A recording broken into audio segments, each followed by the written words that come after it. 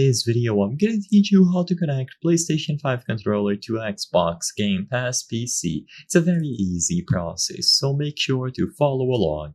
If you are using cloud gaming on the web browser or the Xbox application to play Game Pass games, you can use a DualSense or even a DualShock controller. You will need a specific application to get them to work, but it is easy to set up and you simply need to let it run on the background while you play the game. So first of all, connect your PlayStation controller to your PC. I'm not going to go too much in depth on how to do this, but you can either use a cable or connect them over Bluetooth by pressing and holding the PlayStation and share button.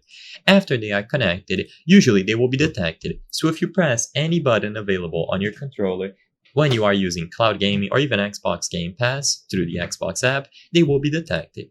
If they aren't detected right away, then use this tool. Or if they were detected but they're not working in-game, this will also be the solution, DS4 Windows. This is a program that is going to translate the inputs from the PlayStation controller into Xbox inputs, and by doing this, they will be read properly by the applications. So go to ds4-windows.com, click on download, and then download once more. Now, extract this somewhere. You will have a bunch of files, and the important one is DS4 Windows. The first time that you open this, it is going to prompt you to install certain drivers, so make sure that you download the drivers when it asks you to, as you can see VGEM bus. I don't have it installed because I want to record this video without having it available at the moment, but you can go ahead and install. Now, if you have your PlayStation controller connected to your PC, you go over to the controllers tab and you click on Start, it is going to appear like this. So you will see the DualSense or DualShock controller, you will see how it is connected, so Bluetooth or a cable, the battery percentage, and the profile that is selected.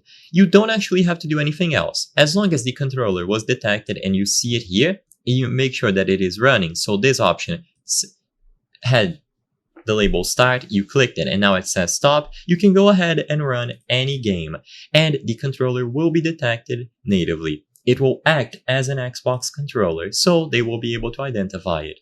Alternatively, you can go into profiles and customize every single action on your controller. But like I said, this is optional. Just make sure that DS4 Windows is minimized, running on the background, and it is going to work. I hope I was able to help you on how to connect PlayStation 5 controller to Xbox Game Pass PC. If this video helped you, please be sure to leave a like and subscribe for more very easy tips. Thank you for watching.